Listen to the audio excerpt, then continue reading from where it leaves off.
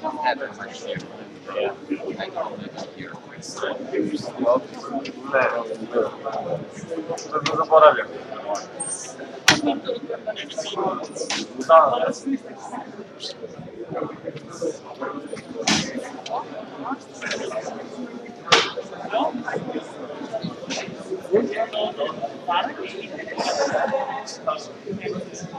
At some point, I did people don't see anymore. Yeah, because who knows what they're going to do about. I don't know. Some will not do much.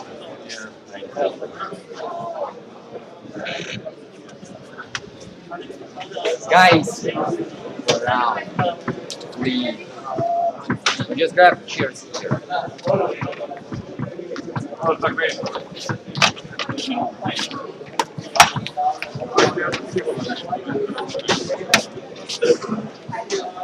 Turn it around. Better. For seating, turn it around. Oh, good. Go in here.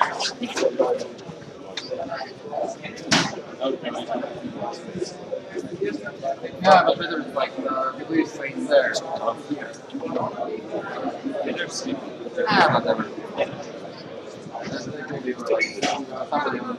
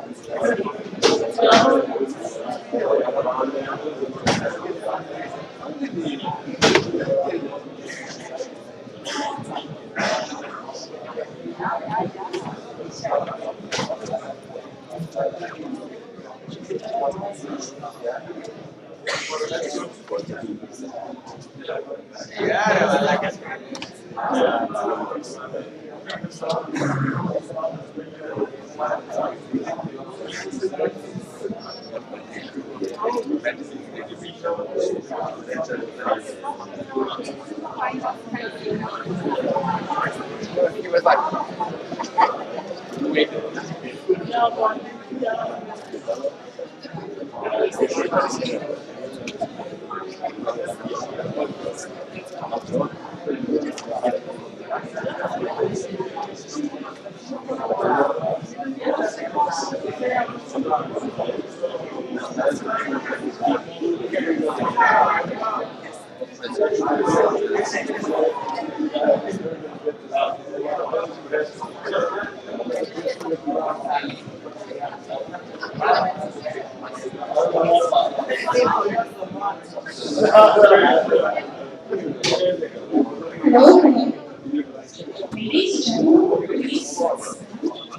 We are about to start.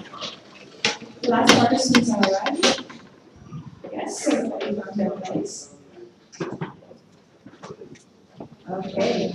Good morning, everybody. Welcome to the closing day of the European Best Engineering Competition Final here in Riga, Technical University. So, my name is Alexandra Lorina, and today I will be helping you to go through this day.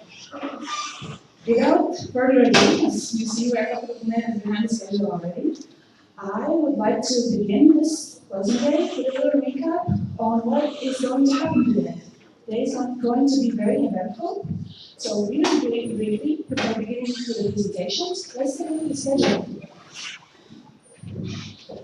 Just to remind you, we are starting the day here with the case study presentations. Afterwards, we will move to Faculty of Architectural and Urban Planning, where the competition days were happening. There we will have coffee break, and afterwards, team design show. Afterwards, we will move to take an official photo. After that, we will eat lunch. After lunch, you are all welcome to join the job fair. After the job fair, we will go to the official closing place in the Old Riga. You will be taken there by buses, so no worries on transportation. And after the official closing ceremony, in the same place, the dinner will be served. If there are any questions throughout the day, please listen to the organizer's information, and I kindly ask you to be respectful of the schedule. As you can see, days are eventful. Also, I was asked to remind you that tomorrow, sadly, is a departure day for our event. So you are asked to check out of the dorms until 12, and you are asked to sort of leave it in the way that you found it, nice and clean. And again, if there are any questions, organizers are always, sorry. Okay, so then, without waiting any longer, let's begin. As I mentioned, today is going to be very eventful, and we will start with learning what were the challenges placed in front of you participants. Half of you were, for the last 4 competition days, working on challenging assignments, where a solution was asked to be delivered in short time, case studies. It's worth to mention that 2 of the 4 case studies presented to your competitors were delivered by our partners, from whom you will hear presentations later.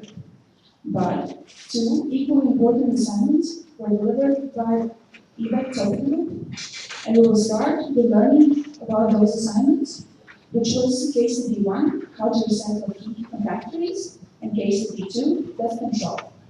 For this, I would like to invite Anna and Victor from EBEC to present the task and some of the best solutions.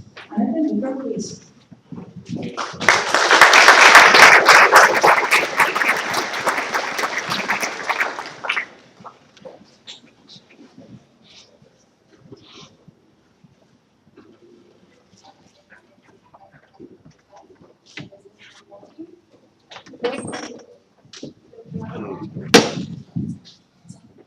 Good morning, everybody.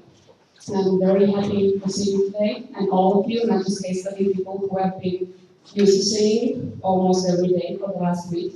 I hope you all had fun and you learned a lot. And equally importantly, you also had fun or you were learning a lot. And let's start with the first case study presentation. Sorry, this is another presentation. Please give me 30 seconds.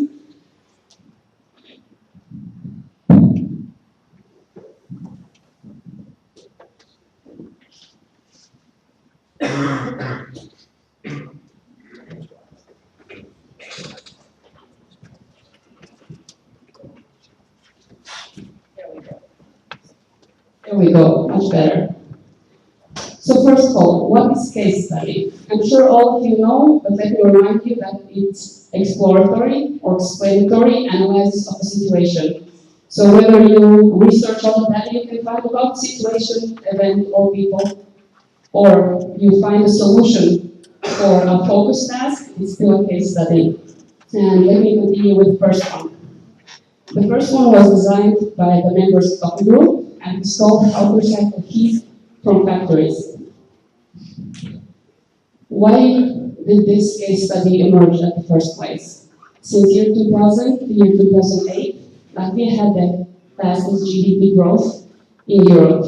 However, there were some problems. It was based on real estate bubble, and it was very consumers based. It was just selling a lot of goods. Once the global financial crisis set in, all these problems were exposed, and the economy crashed, and it crashed hard. But however, it was tough. The policymakers learned a lot of lessons. And one of the most important ones is if you have to base your economy on manufacturing, on factories, on producing something new, something good. And when you're doing it, you cannot forget that it has to be sustainable growth. You have to take care of all the societies and the nature, because that's the only way for the future. And there, what was given?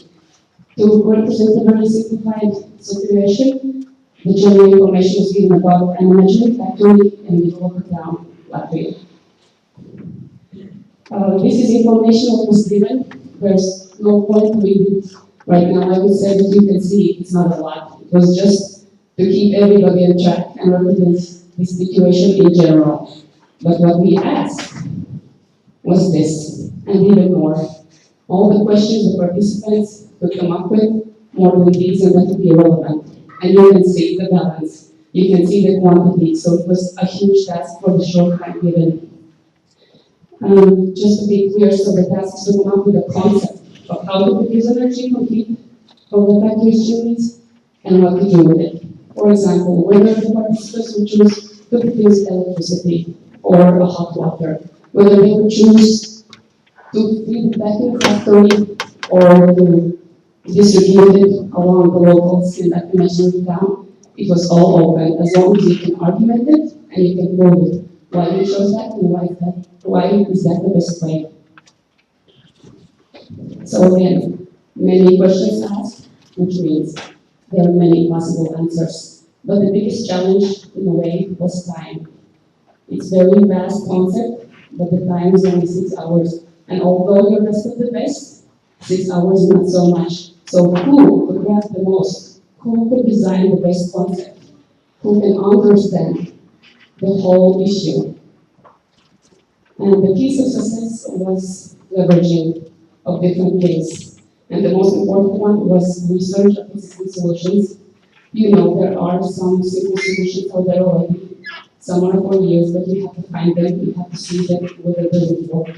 There are other things you have to research, which takes a vast job online and on the internet. You have to also come up with your original ideas. What can you see? What hasn't been covered? Where else can you go? What's new? What is your personal input? And of course, also have to identify beneficiaries. A concept without showing who gets what out of it is almost pointless. And on top of that, last but definitely not the least, you will have to manage that in a very short time. And the most important thing, whether the participants can see the bigger issue and not get stuck on small details that in the end are important if you design to the detail, but in this case, it was just a bigger picture. So, what would be the best way how to do it? First of all, they have to remember and understand that there is no single correct solution. And you have to choose the passengers, well, I guess not the passengers, but definitely the participants. Participants have to choose a direction, one direction where they want to go. They have to do it fast because the time is limited. They have to cover as much as they can out of this direction. And very importantly, argument the point to the jury, prove it why that's the way is the best. And of course, remember the physical earth, and it has to be as realistic as possible. After the presentations, the jury and organizers had different discussions, and they were reviewing the day and the solutions and the tasks. And they were very impressed with the amount of research you managed to do on the case study people. It was amazing for 6 hours. There was a very diversity of concepts, so the presentations were interesting, and a lot of concepts repeated themselves. And also there was considerable effort of calculations. The given information was not much, but there are enough teams who managed to come up with detailed calculations that is quite impressive. And of course, what we all like to see the most, there were quite some innovative solutions. So I would like to say a big thank you to all the case study people who participated, and you did great. I think you all deserve a round of applause for this case study.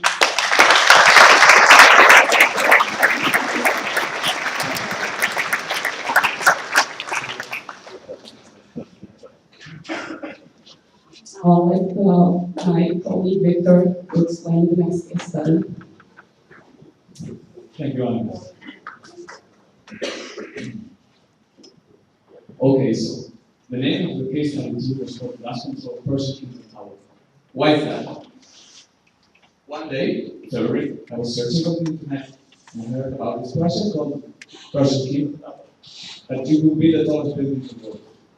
And I saw the location, which is in Jeddah, Saudi Arabia, and the first thing I thought was, why they always build these buildings, these mammoth constructions in the wrong place? Always in the place with the worst geographical conditions. You see, the budget, the cost of the project is huge. I mean, there's no economic problem with it. And it's expected to be the tallest building in the world, which is like a challenging task. So, as I said, the geographical conditions are not good. The soil, there's no rock layer near the surface, and also we have the problem with the roof. The roof is a type of dust storm generated by the wind that comes from Africa from the west and goes through the south, to the Arabian Peninsula, and the combination of both aspects generates huge amounts of dust, which is a really harmful effect, both for the employees working there, for the workers, and also there's erosion that can deteriorate the building. So, apart from the dust generated by the wind and by the type of soil that there is, but also causes of urban dust, like demolition activities, site activities, and also construction work. So the conditions are not the best for building a skyscraper, of course. That's why we created this task. We wanted to see what the participants would think, how to solve, which measures they would take to fight with this harmful causes. So you see here some effects of the task, which can cause respiratory problems in workers, environmental degradation like air and water pollution, later, which reduces visibility, both in habitats of the city and also of the worker, of course. And apart from that, damage property. So there's a lot of it. So the task was to develop a system to reduce dust concentration in construction activities. But we asked the participants not to focus on the workers, we don't want them to create a mass, a respiratory mass that is already, it's done. So we want to focus on the manufacturing part. How can they do to protect the construction site around the project? And the purpose, of course, is to save the employee itself and to prevent future illnesses and problem issues. If the workers are ill, they cannot work, productivity goes down, and the project takes more and more time to be finished. So here, of course, the benefit for the company, it's better reputation for them. It's better health for the employees. Also for the owners of the building, the general economic growth. They will be happier to see the building is finished sometime, of course. And apart from that, also for the community, because it's a city, there's people living there. So if you are disturbing their lives, it can be a problem, of course. And of course, environmental problems, as I said before. So what we said to the participants is to focus on the respirable dust, which is the most harmful of them. The size of the particles is less than 5 meters, and it goes directly to your lungs, and it affects your respiratory system. So here we see the dust that they had to try to answer, and with one main goal, to improve the players' employees. And apart from that, what I want to say is that really what we did is to validate the representation of the teams We use the SWOT analysis. Why is that? I think it's a really useful way to evaluate a presentation because normally you focus on the strength. You want to sell your product. You want it to make it the best. But you must be honest with yourself. In the next years, when they work as engineers, they will be able to know the weaknesses of their process. They must be aware of that. I mean, life is perfect, so they must be ready to fight against weaknesses, find opportunities, of course, watch out with the friends. And what I wanted to say is that the solutions were awesome.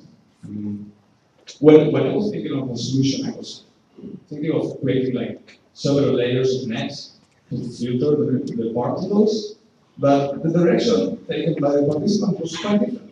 They wanted to make the floor wet. They wanted to grow grass on the floor. Like this way, the dust will not be generated. I also saw people trying to create a microclimate inside. Like it's Saudi Arabia, but that place will be great. It's crazy, but it's the participants' ideas, and we must respect that and it's really useful. And I think I love it.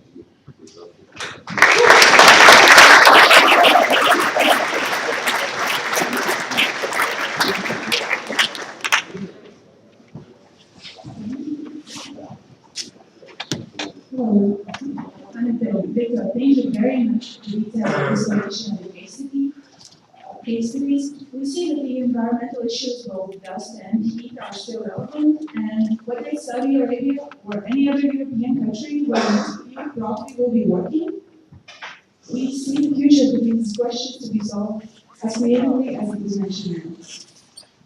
So, I would like to shortly thank you all for the brilliant solutions that you provided. But I would also like to mention and say a big thank you to EBEC Top Group who actually developed these two case studies, who worked hard over the whole year to make sure that you have a challenge in front of you these days. So let's move on to applause for EBEC Top Group.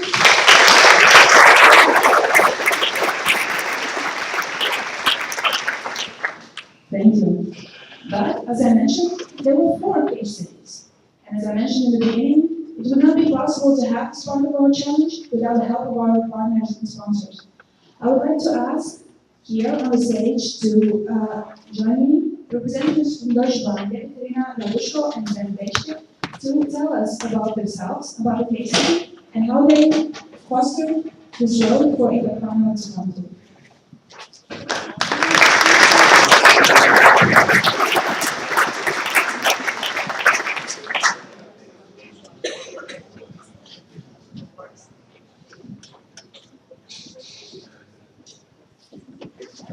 Good morning, everyone. From our side, we also very happy to be here to see so many young professionals. You are usually young professionals, but you already showed us yesterday you're pretty much almost ready as young professionals now. We very happy. Want to thank organizers. We're very happy about the case studies, about your presentation yesterday. I will say some words to your approach, your results after the presentation of Mr. Vice Chair. We will tell about case study for everyone who didn't do our case study and about our company. So, Ben? Good morning, everybody. About 60 of you know me already. Katarina and myself, we designed the case study of EBEC Schenker for you. You've been working hard on this. For the rest of you who don't know our company and the case study, I'll give a very brief introduction to this, and then we go into the results and look at some of the feedback we received during the presentation later on. The 60 of you that have been working on the case study, if now you're thinking, well, what the hell is this guy talking about? Then I don't know what you've been doing yesterday. So I hope when I tell you that EBEC Schenker is the second largest logistics company in the world, this is something that you all know and which you understood yesterday. We are a worldwide company. We are represented in most major markets around the world. We have about 100,000 employees. The only empty structures you see here are the markets where we are not represented. Let's say in the middle of Africa, where there's simply no business to be done. But in all other major markets, you will find the EBEC Schenker office. In fact, Yekaterina, myself, and our boss, Zipka, is sitting here in the audience. We have a meeting with EBEC Latvia here this afternoon. So we'll see you again for the dinner and the gala dinner tonight at the latest. Let's have a look quickly at the market positions which we hold with our company. So in terms of land transport, everything related to trucking and so forth, we are the #1 in Europe. Ocean freight, so the big ships which you see on the oceans, we're #3 worldwide. Contract logistics, supply chain management, #5 worldwide. Yeah. Can you hear me better if I talk without this? Can you hear me in the back? Okay. This is really working. That's air freight is #3 in the world. And the case study, and that's the point we would like to focus a bit on today, is rail freight. That's the company we're working for, and we are the #1 in Europe. If we look at our company in terms of Europe, just EBEC Rail, working in rail freight, we are represented in most major markets, or all major markets in Europe. We have our own production offices in many of the countries where you're from. So I know that we have people here from Romania, for instance. We have big operations in Romania with offices in Bucharest. We have a team from Italy here. I think I talked to a guy who's from Milan, so we have a big office in Milan. So in most major markets and in a lot of the countries where you're from, we have big operations there. EBEC as such, EBEC Rail is 1,000 employees. We have about 3,000 locomotives, quite a lot, and about 90,000 wagons which we own. And if you look at our market share in Europe, the interesting fact is here we have about 25%, which doesn't seem like a lot, but if you look at the whole of Europe and you look at our next 4 competitors, the next 4 competitors combined have about the same market share as our company has alone. So this gives you an idea of the size and of the distance that there is between us and the competitors. Okay, let's look at the case study which we posted yesterday. When we came up with the case study about 3.5 months ago, the Crimea crisis or the Ukraine crisis was just about to start.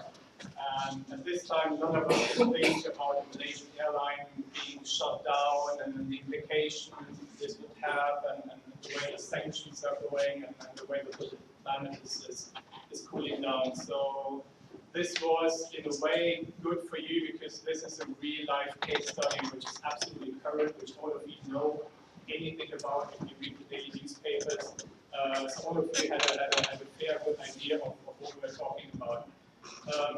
The case study, for those of you who did work on it, the basic question we asked participants was to think about a strategy starting from now for the next 3 to 5 years of how to engage with our strong partner, the Russian Railways, RGD, define the strategy, what is the setup, our development in Russia, RGD's development in Europe, taking into account the political implications that the Ukraine crisis has on our business, sanctions, how this affects our business. In a sense, to come up with a strategy, considering both the legal aspects, the political dimension, and of course, the company you want to make business, to consider the economic aspects of it. And we found out during the case study there's a team from Ukraine here, so you guys are directly affected by what is happening today. And we especially want to thank, we're sitting, I see one part over there, so we want to thank you especially for taking part in the case study and for presenting your point of view, which differed, I guess, a little bit in some of the solutions that you came up with some of the other groups. Okay. Want to have a look at the feedback. We asked you to be creative. When we introduced the case study in the morning, we said, be creative, open your mind, give us fresh ideas, give us some new impulses. And you were. I mean, some of them you really made us smile, some ideas were crazy, some of them were really up to the point, we're thinking, yes, we've been thinking along the same lines. So in general, this was really good mix of ideas, from the funny to the more serious, from the impractical, where you say, why don't you try this, to the more practical parts. So we've put down a few things together, which you mentioned yesterday. This is not conclusive, this is just a few things, a few highlights that Katarina and myself have remembered. We have to go back to 50 presentations. 50 presentations in about 3 hours. That was quite a lot. 5 minutes, 5 minutes, 5 minutes. So there's a lot of input which you've given us, and we need some time to sort through it again in more detail. Some of the things that you mentioned, I think Portugal set a very high standard in the beginning. I still have this visual image of this swimming train to Portugal. I think you called it the sea train, which is definitely some of the more crazy ideas. We had maybe two sides. We had a few of you who argued, well, we should take a more aggressive stance towards Russia. One of you even said surround and isolate, and then you meant like find alternative routes, find around the North Sea and the ocean, find the southern route through Azerbaijan, Iran, and so forth, and India. We also had a different opposition to this, and they were saying, well, maybe it's better to engage Russia a little bit more. We should shake hands. I think this was a visual image that one of you who played with, which I quite liked. We said we should shake hands. It's a business partner, and at the moment where you just get more rough, this is not really doing anybody any good. You are trusting partners. You should really work on this and strengthen your relationship with the Russian railways. So we had two opposite ideas. He was definitely we had a few good ideas where we said, yes, we might be working on this, but it's doing this. So I think one of the groups suggested, hey, Kazakhstan is also an important market, it's along the way, why don't you establish a company in Kazakhstan, Dibyshenko Rail Kazakhstan. We had a couple of you who said, well, yeah, there's this joint venture, UPLC, which the Russians are doing, and the Kazakh and the Belarusians. Why don't you join them? You know, just make sure you're not getting left behind. You should be part of this. If we are developing something, why are you taking part in this? Same with DHL. One person said, hey, why don't you focus so much, not more on DHL, like are your biggest competitor? Why are you taking more aggressive stance towards them? A few of you mentioned an alternative routes, and most of the traffic into Russia or through Russia is now obviously going through Russia into China. Some of you suggested, oh, well, take a southern route, you know, take an alternative. It's always good to have a backup plan. If one of the routes, for whatever reason, let's say political, you always have an alternative, which would be quite nice. Some of you said, hey, why don't you look into different markets? You know, I think India was mentioned a couple of times. One of you went crazy, and you had this global map, Go Global, where there was a hub in somewhere in Argentina, a rail hub, and somewhere we're thinking, yeah, it could be a nice idea, but maybe our core business at the moment is in Europe, but thank you for the crazy idea. What else have I forgotten? Oh yeah, my favorite. I was trying to remember this. Sell Dibyshenko Rail branded washing machines in Europe. So one group of you went completely over the top and said, hey, why don't you become a retailer yourself? You do the cheap sourcing in China, you have all the resources to transport all the stuff to Europe, and then if you're there, you have it, you might as well sell it yourself, and you open shops and so forth, and you have Dibyshenko Rail branded washing machines which we sell. So nice thinking, crazy ideas. This is partly what we're looking for, but this one might not be 100% practical when you look at the core competencies which we have in transport and not really retailing. But thank you for being great. Okay, I think I've mentioned all of this.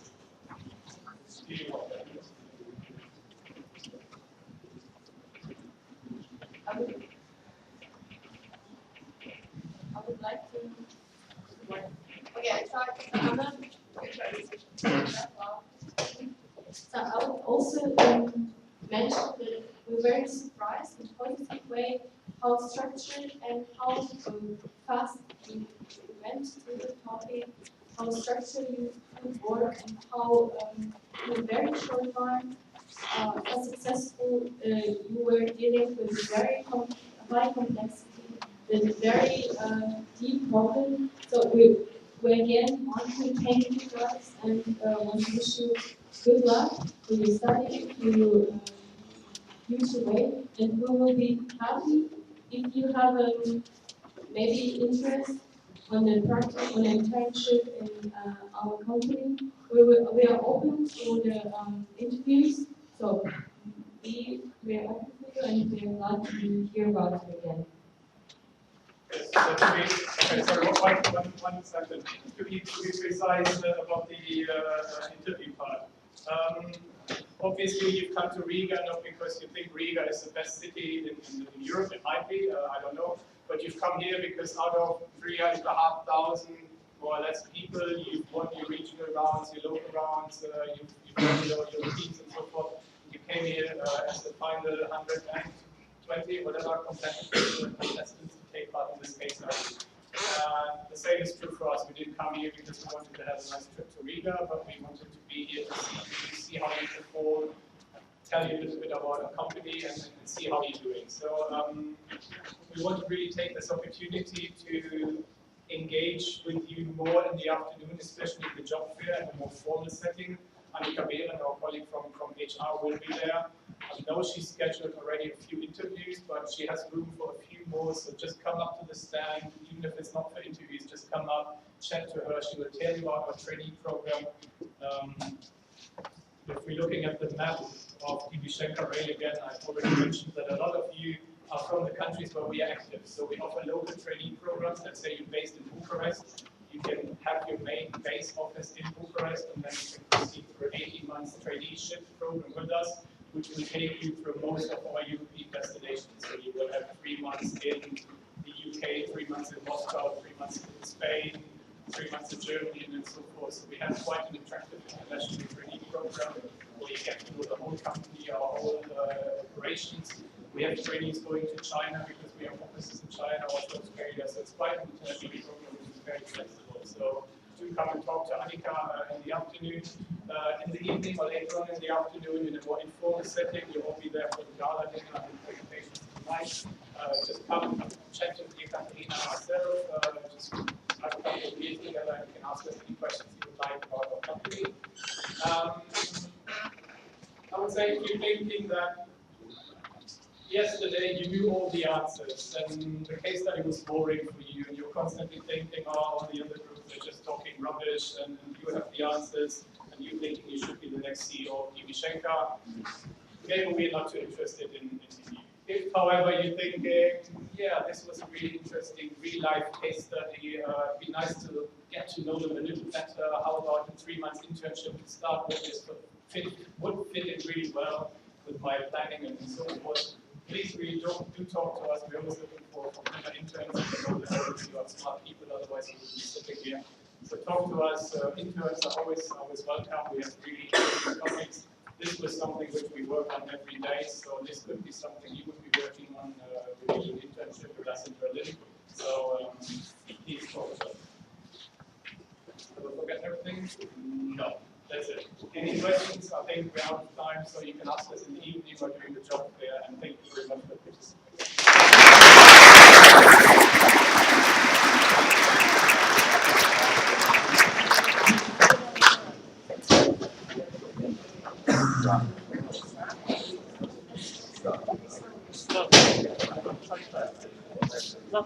So thank you for Deutsche Bahn for a very interesting presentation. And hopefully those crazy ideas that you mentioned will be foster stability in Europe and maybe outside Europe as well. So thank you.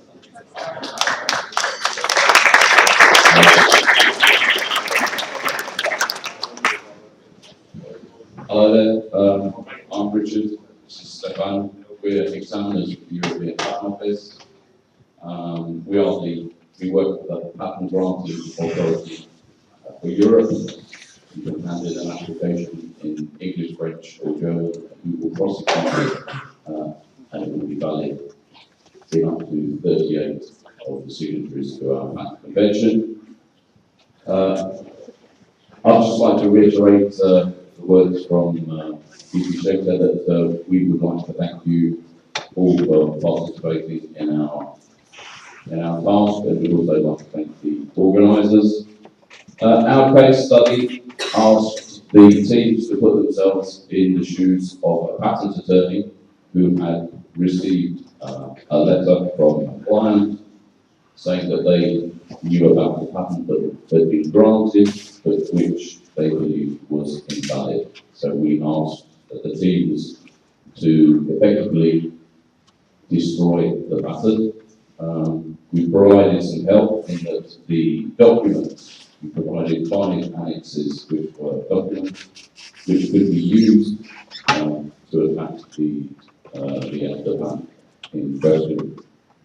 Now, normally when people come to us, new employees come to us, maybe I should say we're 4,500 patent examiners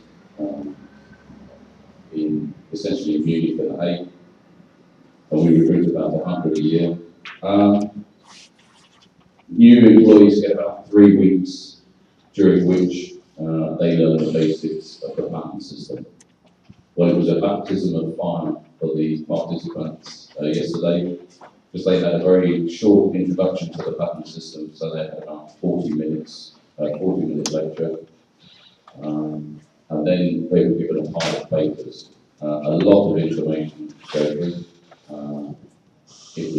think it was a big ask. I think we were very impressed with the answers we received. We received some that were staggeringly good, but I think everyone gave me a good answer. It was good to get structured information, structured results, and it's also been a great help to us to see how we can present similar training materials in the future and maybe repeat the task. So, for those who were in attendance yesterday, you're already experts in the patent system. Stefan is now going to go through an even quicker introduction to the patent system, which includes a few words about the exercise yesterday. Hello everybody. The first thing that we would like to mention is the fact that we have 3 aspects of the patentability of application to assets: was priority, novelty, and inventive state. The first aspect was to assess whether the annexes were valid for assessing patentability of claims 1 to 6. And here is a timeline of the left we have the publication date of the annex, and on the right we have the priority scheme of the application.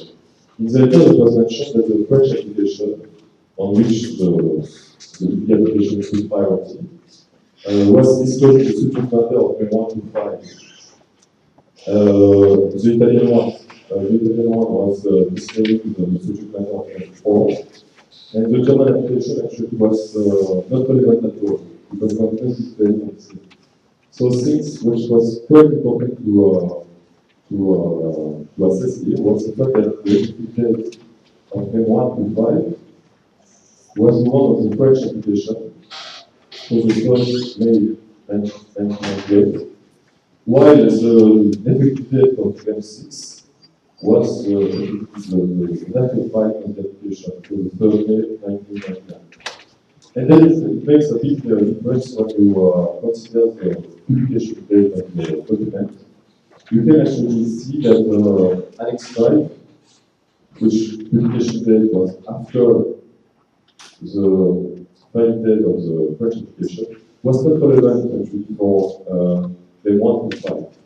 So any objection which were made with Annex 5 against patentability of May 1 to 5 was not relevant. It was something that not everybody assessed well, but well, that's really important, because if you don't start with a good paragraph, you cannot really substantiate proper objections.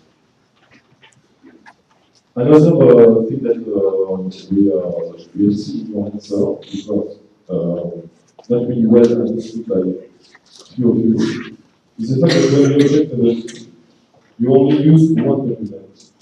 You can't actually combine documents together to object novelty. So another objection actually, you agree to identify in each of the pages, test page of only one document that basically disclose this feature. Now here we have an example of novelty objection. So it's for claim 4, and Annex 3 was relevant, was novelty anticipated. And you can see that we have in brackets the relevant passages in Annex 3, which basically disclose the feature. We had a slide actually in the now. Addressing the topic of the assistant for And we said that on the slide that you have to understand the term for as suitable for. So actually, it is not limiting the extent of production of the plant. So a system for finding in a structure has to be read as a system suitable for finding in a structure, but any system will basically is provided in a structure for finding let's say an entry in the loop will be actually disclose all the audio temperature will be applicable. You want to say something maybe about it? No?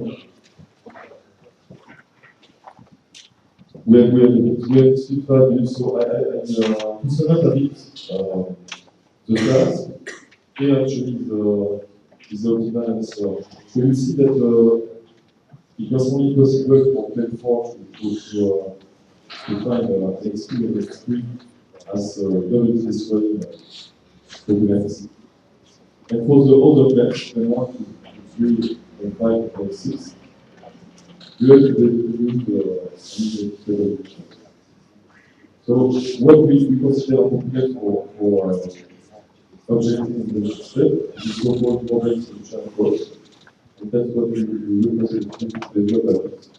And here in this column, the last column, you see a proposal. So to assess the objective step, you have first to identify the progress fire, really important. Alors, sometimes it's not so easy to find the progress fire. But if, for instance, a claim is claiming an aircraft, it's quite important to find a fire element which is called an aircraft. It's a good starting point for assessing the step, the classification of the claim. And start from the close fire to identify the distribution feature. Then you have to decide the effect of the distribution feature. And you have to develop a problem. You don't have a problem. And you have to explain afterwards why the solution is not good. So that's the proper way actually really an objective way reasoning to address this topic. Well, I think that if you have any question about the task of this difficult thank you very much again because we have been really enthusiastic about this case and we have been really surprised how smart the way is. Thank you very much.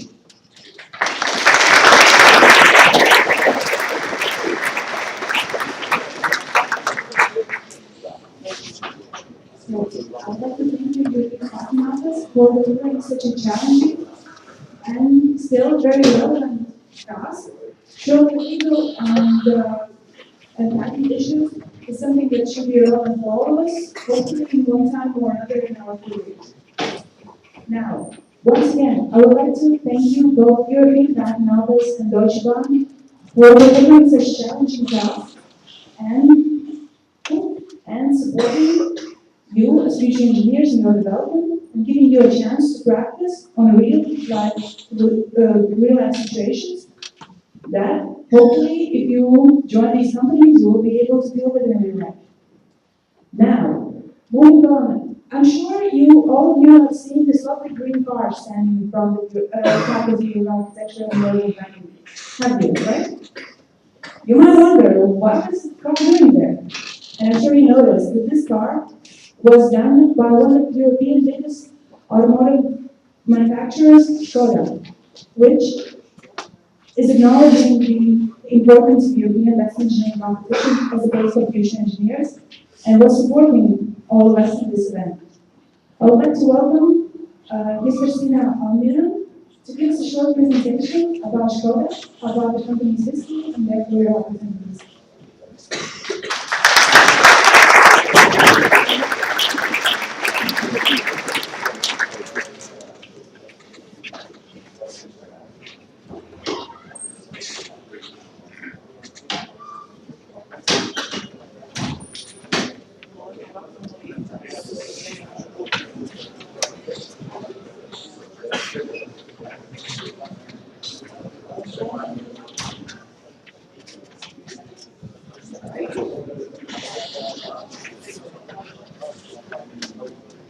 So,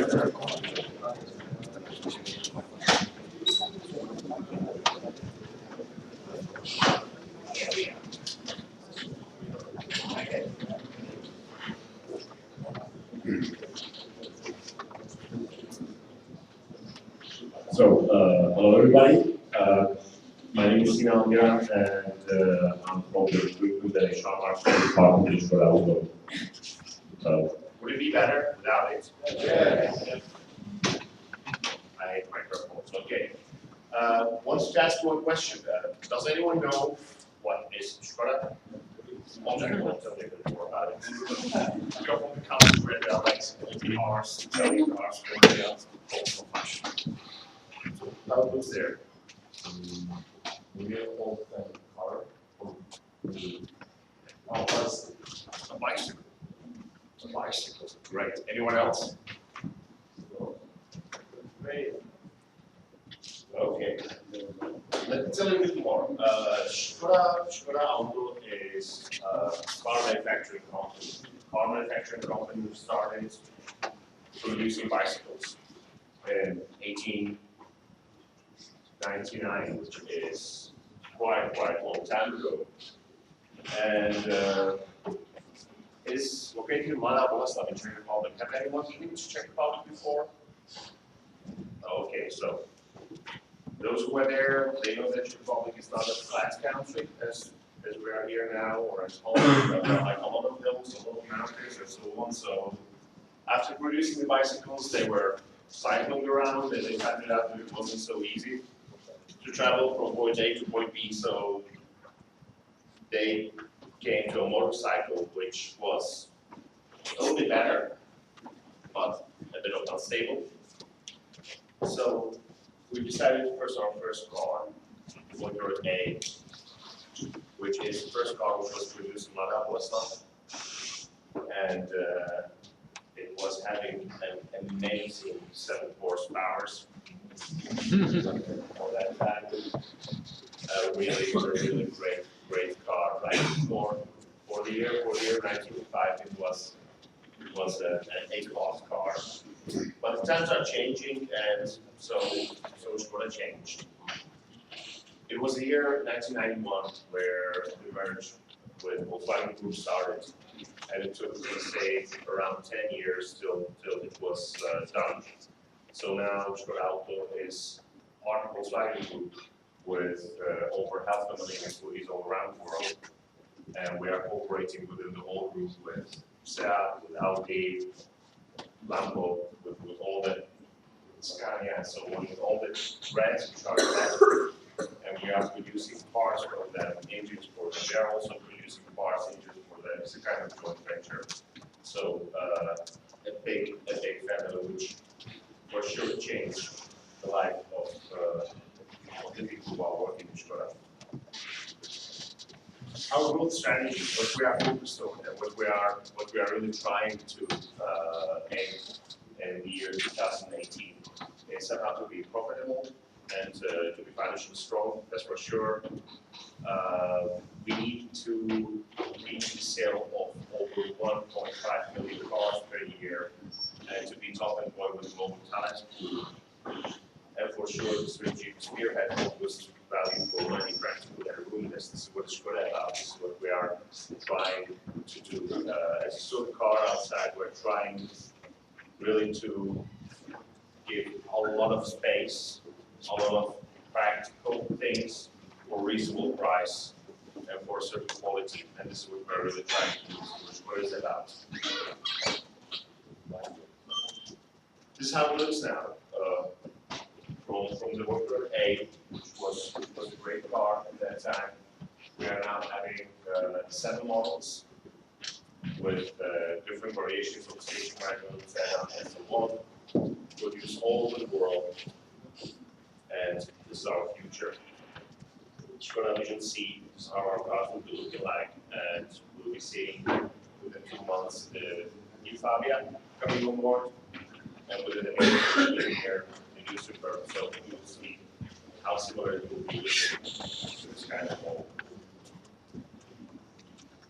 Skoda Auto is called as the angel of the Czech economy. Czech Republic is a company with over 10 million people living there, mainly focused on industry, a strong industrial country. And Škoda's share of the total exports to Czech Republic is over 8%. And we are contributing to the gross domestic product over 4%, or almost by 4%. We're having 26,400 employees. Not exactly. Last time was 46,000 employees worldwide. And it is the greatest production company in the Eastern Europe region. So, where we are and what we are doing. In Czech Republic, we are in 3 production locations. We are producing in Mladá Boleslav, this is where we work together. We're producing also in Vlasic, where we are producing the rooster and the super.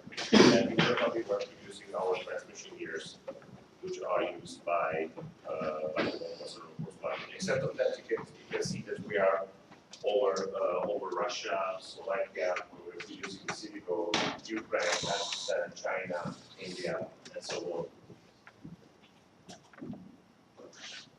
We're having part of the employees, let's say worldwide, we are having over 45 nationalities, and from the attractive employer point of view, we recently won the, let's say, International Trends Award as the most popular employer for engineering students and economical students in both categories, and also the university movers, which is somehow showing how strong we are in the global market, but this is something that we want to somehow to go beyond, something where we really want to go a little bit more international, a little bit more attractive for the international people. As we're talking about the strategy, what we're really focusing on, to be talking about it, we're focusing on having this skilled stuff, optimizing for any science, because this is one of the most important things that we're having. We are getting people from abroad, sending people abroad. A lot of our people working in locations like Russia, China, India, Germany, England, and so on. Me, myself, within 3 months, I'm going to China for 3 years assignment, so it's going to be an amazing experience for me. And this is what we're really trying to do, and this is basically why we're here, because we want to attract talented international people, international mindset, different point of view, because if you want to go international, if you want to go worldwide, you have to understand the mentality of each and different country. This is what case studies are doing. This is what we are even doing. Even without such competitions and so on, we are giving case studies to universities abroad. We're asking them what they would prefer if they would have a car, which kind of tools they would like to have there, which kind of technology they would like to have there, because it's completely different. I mean, how the people see the car, how the people expect the car to be in China, it's completely different than in Europe. It's completely different than the Middle East. So it's all about being more international, being more open-minded, and really to see the different views, the different pictures.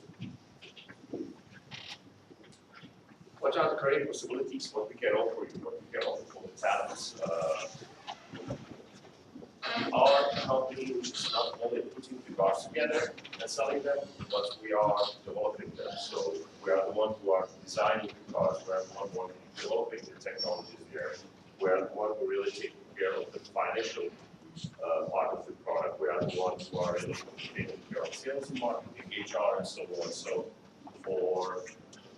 as we say to the students, we are open to hire everyone, every talented, each and every person, because every person who has the right will to go ahead has a place to work for us. But we're open for you. For the students, we are having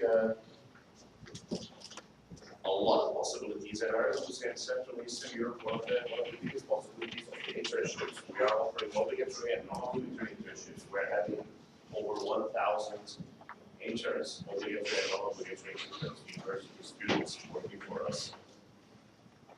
I'm not talking only about Czech Republic, but also we're having the interns in other countries, in Russia, China, India, and so on. What we're offering also is the support of the diploma thesis, bachelor diploma thesis. Those are the things we are really trying to support the students with. And also the selected ones are having the possibility to have the scholarship program or the foreign internship, which is a great opportunity for the student who is having his internship to go for, let's say, 6 months to Russia, or to Germany, or to India, or to China, to Belgium, and really to try to find out how it works there, how it moves there, and so on. This is how it goes with our students. Those are, say, their welcome days, what we are trying to do with them, we're doing it twice, and so on. And once they finish their university, when they finish their studies, they have the possibility to start with them the training program. Shredder training program is a program which takes 12 months, and it consists of several rotations, where the first rotation is in the, let's say, what we call target division. So that means that you're working as an engineer and you want to work in production or the quality. So that means that you start in the quality department and you work there for 3 months on a project. After that, they take you from the quality department and they send you to purchasing. So you can work for purchasing or for logistics for another 3 months. Then you move to another department and you work there for 3 months. It's mostly about departments which are somehow cooperating with that certain department. And then we are taking you and we're sending you to the quality department in China for 3 months. So you see how it works there and how the things are going there. After that, you're coming back and you're having the possibility to take a look how it looks at the dealership. Also, which I forget that you are starting with everything with stay at the production. That means every person who starts in the company to work for the company for auto, starting with the 2 weeks production work where you are manufacturing cars, putting things together, which it really doesn't matter if you're a manager or if you're a normal worker, it really doesn't matter, it just helps you somehow to understand what we are really doing there. So we are seeing it from the production to the sales and going through all phases. This program is a 1-year program and we are having over 30 people there working from different nationalities. And it's one of the, let's say, most attractive things to start a career in such a company because you have the possibility to choose within that year. You really want to work in that department that you want to work for 1 year, which happens that some people, some trainees say, okay, logistics was good, but I feel a little bit better in another department, so then we try to find another position in that department, which is kind of, let's say, trial period, and you can try and see what can be interesting for you. We are looking for technical business university degree, maximum 1 year of completion of the master's study program, so that means that we're really searching for fresh graduates, for graduates 1 year, full level of English is a must. Knowledge of German, as we are part of the Volkswagen Group, is a huge advantage. And to this interesting internship, studying, stay abroad experience, those are the things that we want because we're looking for active people. We're not looking for those type of people who are really feeling well where they are. They don't want to try new things, they don't want to try new challenges. And connecting people, teamwork is quite needed thing for us, creativity, proactivity, energy, motivation, the most important thing that. And as we say that we're offering project for in accordance to the personal development plan that you are having, then job rotations, stay on road, as I said, and a lot of activities done by the trainers, by the young people, which is really somehow helping them. It's with their network, as they are working a bit more on CSR activities, and it's not only about work, but it's also about having fun while you're working. So this is how it looks like. 2 weeks manufacturing experience, job rotations, stay abroad, and sales and after sales day, which is helping them to get a bigger picture about what Skoda is and what it's about to do in Skoda. Regarding the off-the-job activities, training are after pick-up meetings, they're responsible to put there together their own training rounds, which is quite an interesting activity.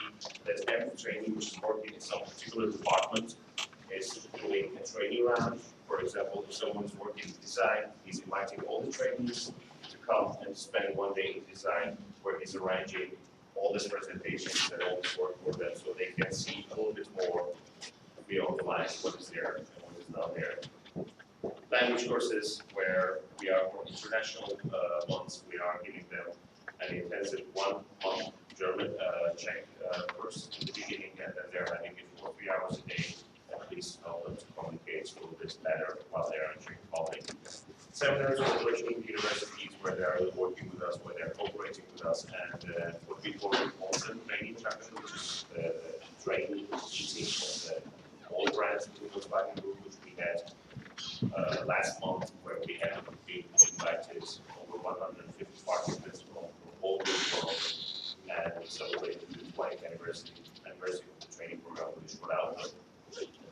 Quite interesting evening. So those are our trainees, and what I hope that maybe within the next years, where I will be here or another country presenting this, or probably it's going to be Emma or someone else, where I will be in China. I hope that photo will be some of you, because it is a really interesting thing. It is a really huge step. And if you'd like to hear a bit more about it, I'm really welcome to talk to you about it during the job fair or during the day. You can engage me anytime or engage Emma, and we'll be really happy to talk about it. Thank you very much.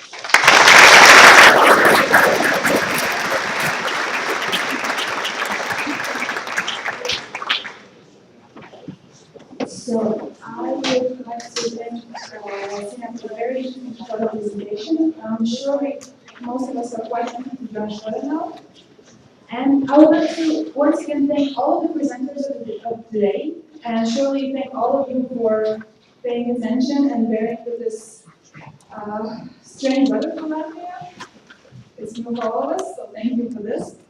And I would like to briefly give some announcements about the remaining part of the day. So as you remember, now we are done with learning about what happened. Our competitors did, but we still have team design, and we are sure curious about what happened there. So after this, we will proceed back to the Faculty of Architecture and Urban Planning for the team design show and a small configuration tour. Also, I would like to mention those who are invited for interviews with some of our partners should receive SMS or email, and if you have any questions, please contact Jonathan there, who will inform you more on these. Also, I would like to once again remind that there's a job fair coming up, where you will be able to clear all questions you have most probably now about our partners, about their career opportunities. So please don't hesitate to go and look at the job fair. Now, I would like to thank you all once again for your patience and for your endurance in all this heat. And I would like to close this case study presentation and ask you to proceed back to the faculty. Thank you all.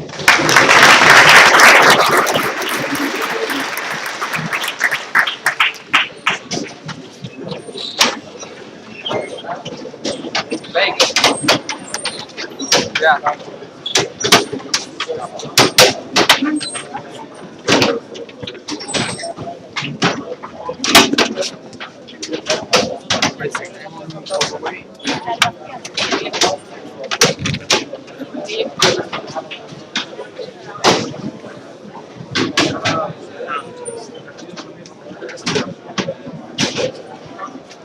Nice, but it's